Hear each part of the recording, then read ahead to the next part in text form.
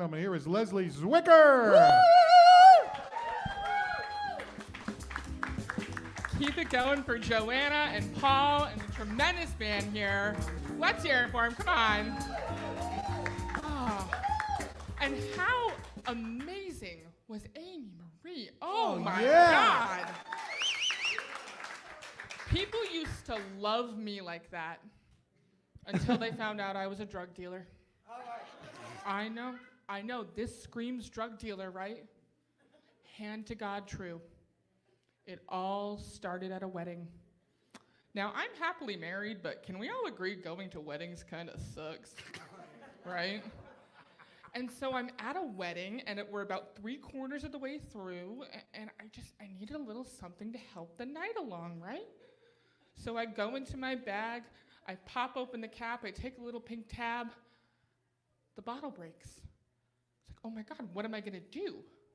I can't have this stuff rolling around in my bag. That would be ridiculous. So I empty the bottle into my hand. I run out into the dance floor. I take the little blue tab, put it under my husband's tongue, the little yellow tab under my friend's tongue, the little orange tab under her husband's tongue. A groomsman comes up to me and says, hey, can I get in on that? $50? Absolutely. And that is how I became the notorious Tums Kingpin of Tewksbury, Massachusetts. Yeah. Police are still looking for me. My street name is Reflux. But to talk about something that's slightly more true, as you might be able to tell, I am a tall woman, and I will just say this about that. When you reach a certain height, no matter your gender, people love to point it out. Like, oh, you're so tall. Why, thank you. I wondered why birds always shat on me first. And then there's almost always follow-up. Do you play basketball? Is your family tall too? Would people like it if I did that to them? Oh my God, you are so old. What was it like voting for Lincoln? Is your social security number 3? Like, get away from me. Play basketball. I just want to find pants. And people get a little creepy with it. I went to go buy a gallon of milk, and as I bring up my gallon of milk to the counter, the proprietor of this 7-Eleven looks at me and goes, oh, you look so nice and tall, and you're tall, and it's nice.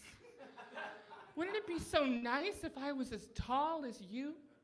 Like, sir, you're looking me directly in the eye. You are as tall as me. Just give me my milk. And then in an effort to forget whatever that was, I went to go buy some hard liquor. And as I bring up my hard liquor to the counter from behind me this time, I hear, oh, you mind if I ask you how tall you are? I very stupidly answer, oh, 6 feet, huh? I bet you could beat the crap out of me. Sir, I did not consent to play Andrea the Giant in whatever fantasy you have going on right now. I mean, I will, but buy my vodka first, God. And they say romance is dead. Oh, thank you.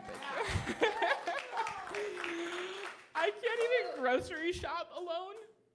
Fellow tall people will agree it's like a bunch of hobbits walk the aisles, and they find us.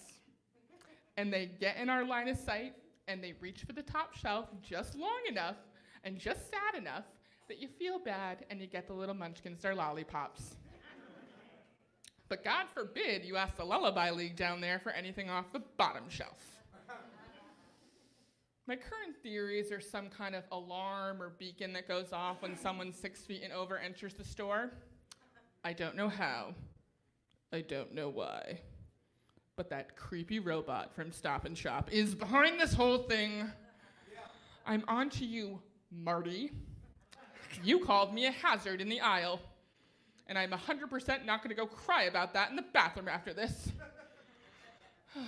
But hey, despite me whining about this for the last few minutes and, looking like I'm a, giraffe that was slightly deprived oxygen at birth, I actually do love being tall. It's a few silver linings. It's a tremendous gift. Never been a top shelf I could not reach in the grocery store. I don't think I fit in a standard trunk, so I'm not likely to get kidnapped.